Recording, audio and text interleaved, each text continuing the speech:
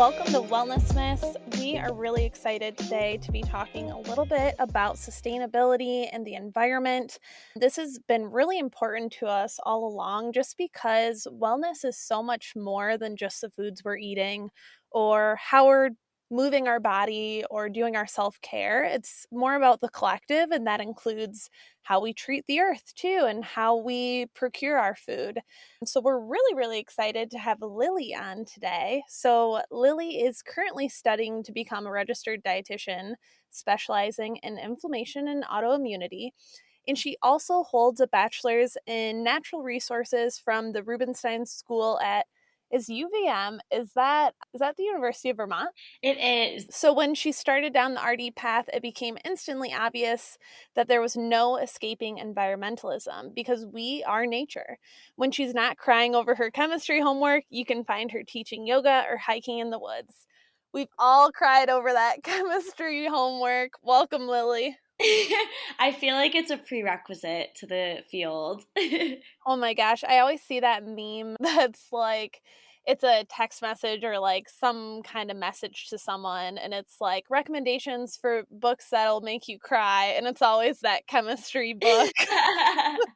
I literally posted that the other day. I'm like, this resonated so hard. Oh my gosh, yes. I want to forget. I ended up liking chemistry, but a lot of tears were Oh, you're shed one of before those. that. A lot of tears were shed in the beginning, though. So, Lily, let's just go ahead and jump into it. So, Lily does these really fun posts on her Instagram, Environmental Toxin Tuesdays. And I wanted to just jump right in and talk about one of her latest ones, which is about wildfires. So, can you talk to us about wildfires, how that affects us, the earth, and what we're doing to contribute?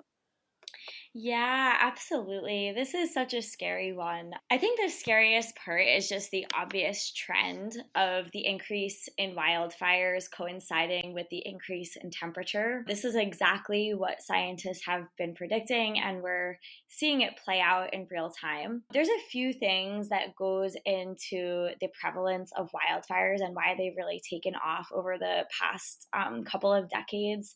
The first one, obviously, is just the hot temperatures.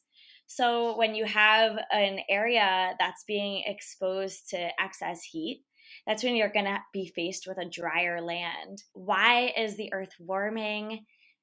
There's a few different reasons why, but a huge part of it is because of greenhouse gas emissions. So the gases are getting trapped in the atmosphere and creating a greenhouse effect that's contributing to these warmer temperatures. Another reason, though, is that we are using a lot of water. So the water cycle, as we know, there's water that exists in reservoirs. That water gets evaporated into the air, and then it gets condensed into raindrops. And then obviously rainstorms happen, and then the cycle continues. When you extract a lot of water from the water cycle, which is what is happening at an unfounded pace, there's just going to be less water in that cycle. So we're having, periods of really long drought. And that combined with heat is going to create the perfect storm for wildfires. So a lot of these wildfires, unfortunately, are human caused, like totally by accident. So you might have a campfire that goes crazy. In these really dry areas, it could be something as simple as a car that's, left running for a bit too long. And that alone can cause a spark that leads to a wildfire. It could be something like a flicked cigarette. So all of these things, if we weren't facing larger scale climate change, maybe these things wouldn't be such a problem. But because we are faced with these extreme temperatures and widespread drought, that is when you could have a situation where wildfires are starting to be really prevalent. Another issue is that we have a lot of areas where we're bringing in some invasive species. So you have a lot of areas where the grasses, for example, are not the grasses that would be naturally growing in that area. So they tend to catch fire really quickly and act kind of like fuel. Another thing is that we're clear cropping, and we're also building, we're living in an industrial society where much of urban areas are covered in concrete. So that's another part of it, where now you have a situation where instead of the sun being absorbed into dirt, you're just kind of having that sun be bounced back. And so nothing is able to cool down by being absorbed into the earth. So that's also contributing to the heat, and which is contributing to these wildfires. It's definitely not just one thing. It's a storm of things that kind of all mixes together. And it's a really big problem. Obviously, smoke itself is all smoke has carbon monoxide in it, which is super lethal to humans. Like we all hopefully have carbon monoxide alarms in our homes. It's really good at displacing oxygen, which can again be like totally lethal for people. But the other really scary part is that, especially as the textile industry grows, a lot of things are being made with plasticizers. Once you start having fires in cities, all of those items are going to be burning as well. And that's when you start to have more and more really toxic gases being released in the smoke. So yeah, it's becoming a really scary, I mean, it's been a scary issue for a long time, but it is unfortunately getting worse and worse. Yeah, that's so interesting. All of, the multifaceted aspect. I think a lot of people just think of, the campfire or the cigarette butt that starts a fire, but not all of the other things contributing to, the bigger fires that are raging for longer and hotter and just generally more destructive. I remember last year, so Emily is not with us today, but she lives in Portland, and the fires in around the Portland area last year were super bad, and I would be talking to her every day, and she'd be looking at the air quality, and she'd be calling me like, "Oh my gosh, our air quality is so bad. I can't even go outside." And I was like about to like buy her a plane ticket home. I was like, "Get out of there." So scary. It So really scary. is. And I hadn't even thought of the invasive grasses either. That's really interesting. Yeah, I actually, so when I was doing the post the other day, I was reading up on the EPA statement about that.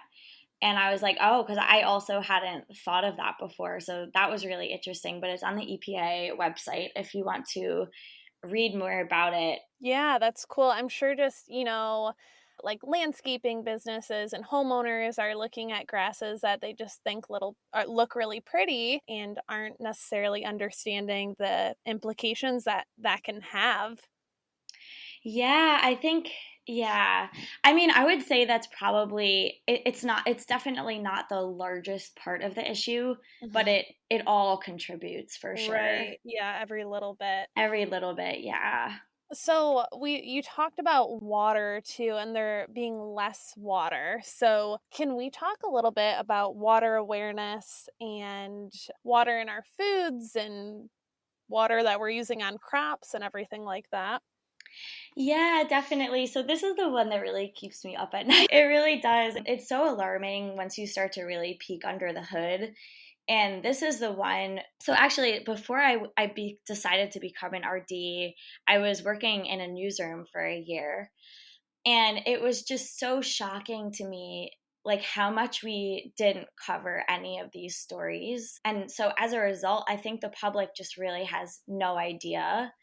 But just for context, like there was a study recently done, and by 2050, the projection is that more than half of water basins will be unable to meet their demand.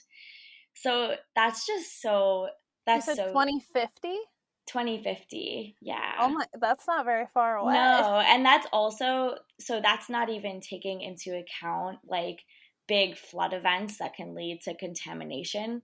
Like this Mhm. is explicitly talking about water usage. And so I think, yeah, that's the really scary thing is that I think the average American doesn't even know water is a non-renewable resource, because it's one of those funky resources where people think it is renewable because it is cyclical. So I think, oh, water cycle, like it'll always be replenished. But you need, if you're extracting water from a part of the cycle, then it's no longer going to be available to be in the cycle.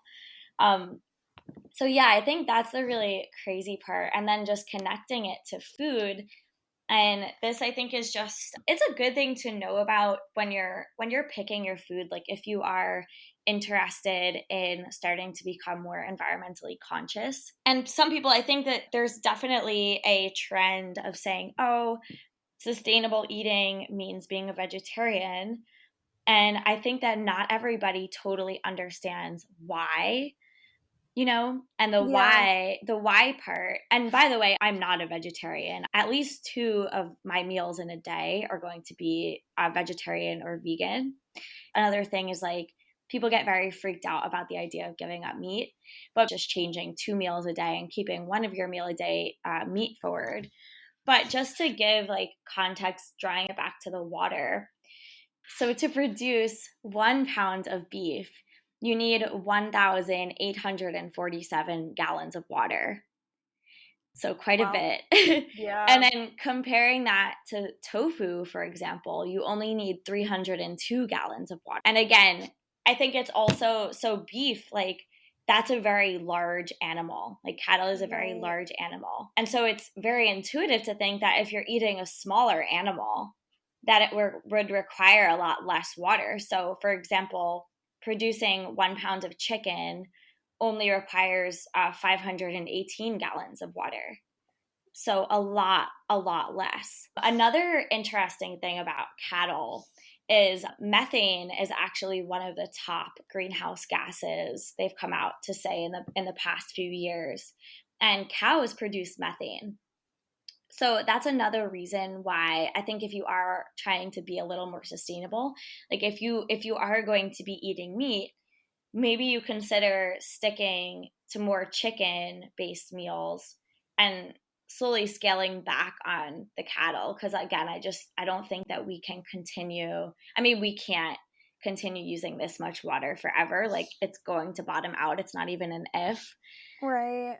So yeah, I think that's the biggest thing. But the other really cool thing about some of these crops that don't require a lot of water is not only do they, if they intuitively you can think like, oh, if they don't require a lot of water, that must also mean that they're drought tolerant. So not only is it a good idea to be relying on some of these crops just for the sake of cutting down on water, but it's also future proofing, right? Because if you can have a crop that doesn't need a lot of water, then now you have an idea of what we might be eating in the future. So some were examples. So I mentioned tofu, so that would be from soybeans, but also a few more examples are amaranth, quinoa, okra, mustard greens, and then some examples of fruits, you could do mango, jackfruit, and surprisingly, pomegranate is also very drought tolerant.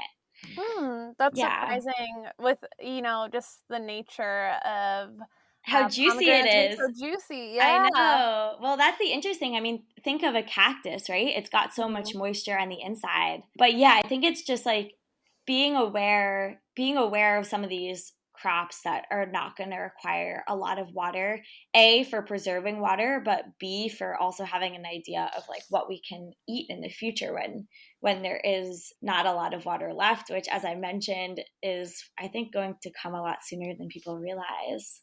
Yeah, and I think that's such a good point too that you mentioned, you don't necessarily have to be all or nothing. I think so many times people are like either everyone has this need to label themselves as I eat meat, I'm a vegetarian, I'm a vegan, and it doesn't always have to be that black and white. For some people, the idea of being a full vegetarian or vegan is really kind of intimidating or doesn't necessarily fit in with their life very well. And it doesn't have to be that extreme necessarily. And you can take baby steps to, if you do want to work towards being vegetarian or vegan, you don't have to do it all in one day. Absolutely. And as you know, I'm in the autoimmunity space. And so I was a vegetarian, and I actually had to stop being a vegetarian for health reasons. So I think it's also important to realize that, like, not everybody can tolerate a large amount of legumes Mm-hmm.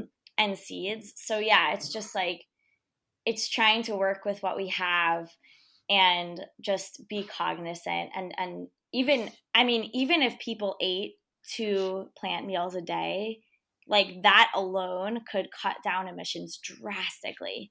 Yeah. Yeah, it's amazing the little things, how, if we work together as a collective, it can make such drastic impact.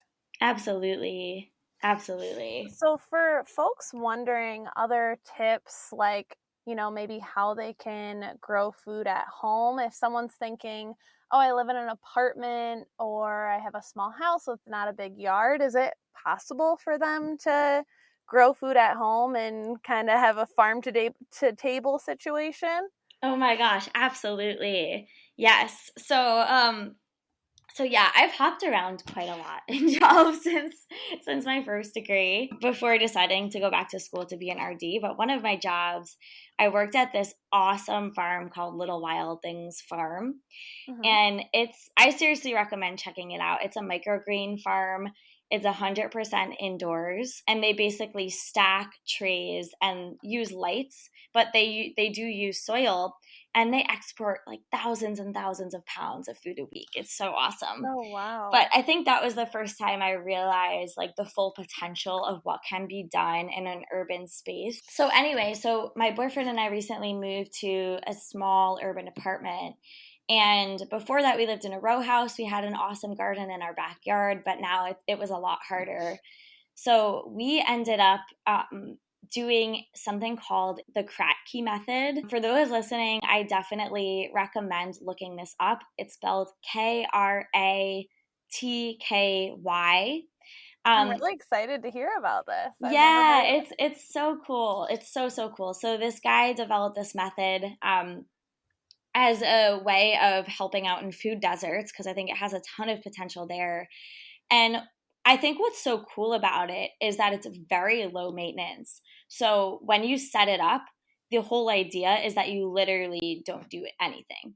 Like you set it Love up and that. you leave it, and you could just pick it.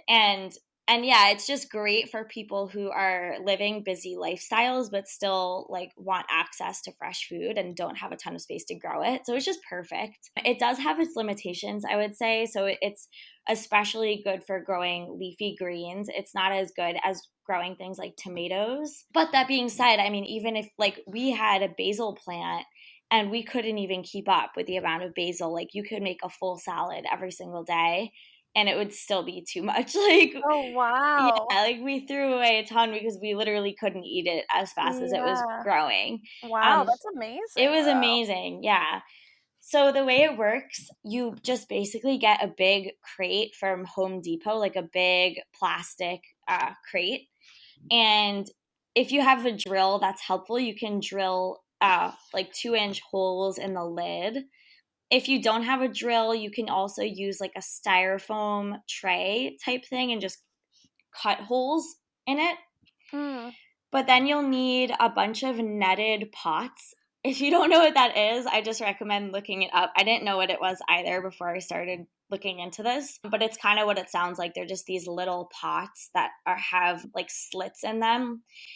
And then you need a substrate for the roots to grab onto.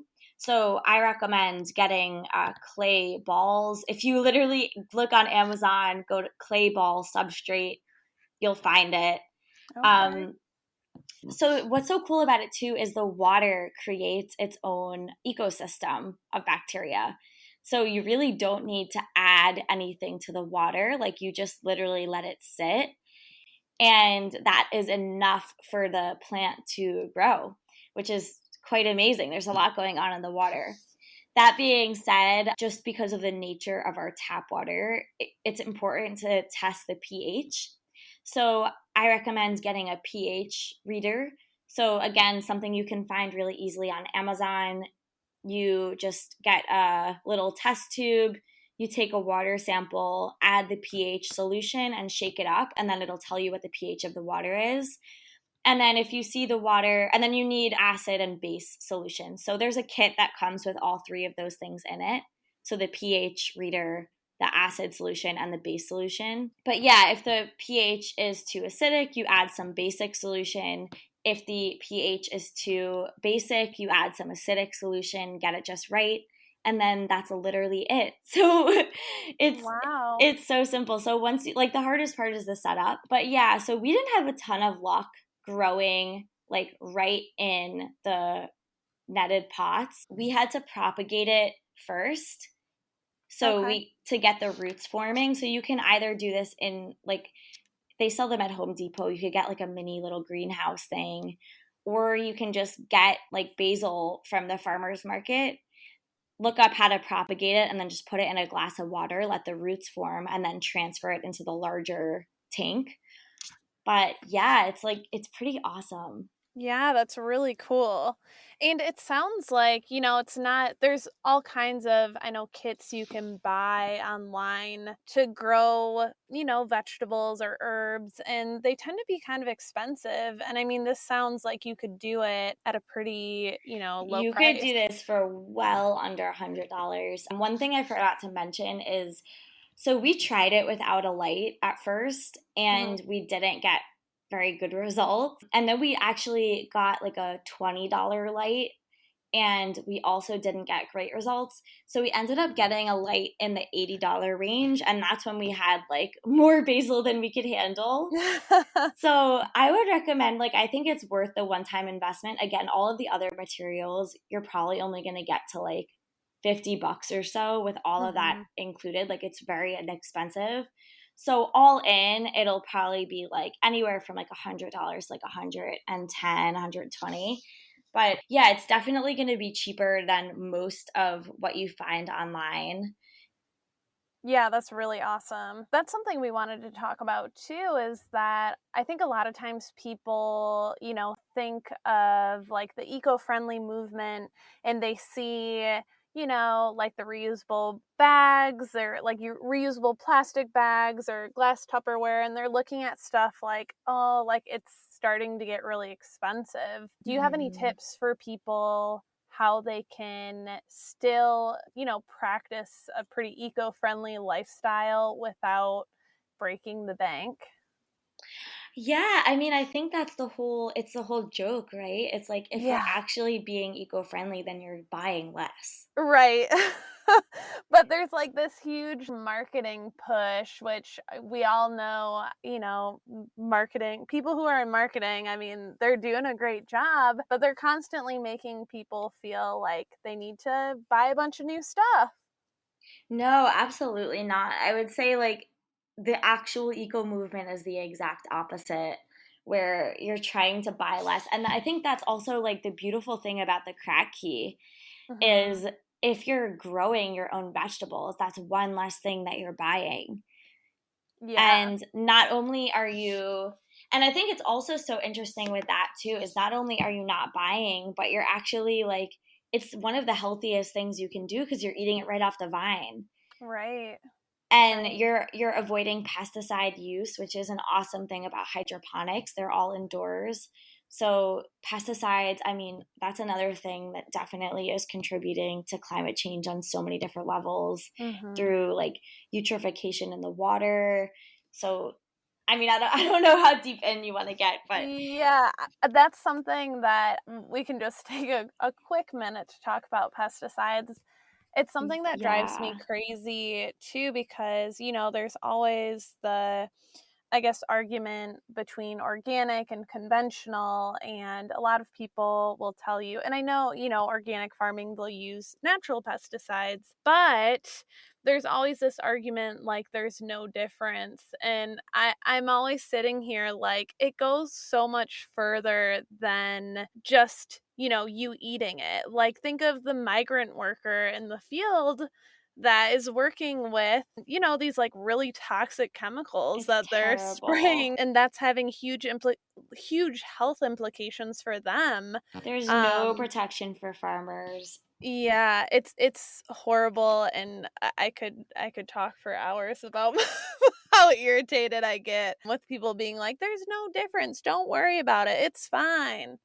Yeah, I totally agree. I also think, like, unfortunately, organic food currently is more expensive. Mhm. But I Yeah. also think that if you can afford it, you should get it because it makes it cheaper for everyone. Like, think of how expensive natural deodorant used to be. And now it's the exact same price as a conventional deodorant with parabens and all. Yeah, that's a really, really great point. Yeah, I mean, at the end of the day, I'm a dietitian. Lily is going to be a dietitian. We want you to eat vegetables. So at the end of the day, it's whatever you can get. We want you to eat fruits and veggies. Uh, But absolutely, if you have the buying power to buy organic or buy from your local farmer when you can, please do that. But yeah, I think it's also like that's just the really cool thing about growing your own food as well is you can kind of say, I'm not just going to buy the stuff that's not great for me because that's what I can afford. You can say, I'm going to put the best stuff into my body because now I'm the one making it, Right. and you can kind of like take some of that ownership back. Another thing, getting back to the point of like, some of these crops that don't require a lot of water, like not only is that going to be preserving water, but that's also future proofing. Like, I think the same is true of growing your own vegetables. Like, with all of these disasters, I think food prices are bound to go up. Mhm. Now we're looking at mass drought or mass flooding, both of which is going to really stress out the farm system. Another thing is like the average farmer is over 57 currently in America. So I think that's another thing, like we are facing a farmer shortage on top of that. So I definitely think that at some point there could be a food collapse. And Mhm. so also the bees, like don't even get me started with the bees. So Yeah, oh my gosh. so I think, not only is growing your own food contributing to the sustainable movement, but it's also future proofing from some of these climate events and ensuring that you have some of these skills to continue putting good food in your body, even if something terrible were to happen to the food system. Yeah, and what a good feeling too to be able to, pick something that you've grown or, take a salad over to your friend's house that you grew yourself. I feel like there's just so much more pride in that even. And it tastes so good. Yeah. So good. So good. So, thank you so much, Lily, for sharing all of your expertise with us. If people want to learn more about autoimmunity or tune in for your Environmental Toxin Tuesdays, where is the best spot to find you? Yeah, thank you so much for having me. If you're interested in finding me, you can find me at handle Eat Like Lily, Lily spelled Lily. Feel free to send me a message. I would love to hear from you. Thanks so much, Lily. Thanks so much. This was so much fun, Vanessa. I really appreciate you guys having me on here.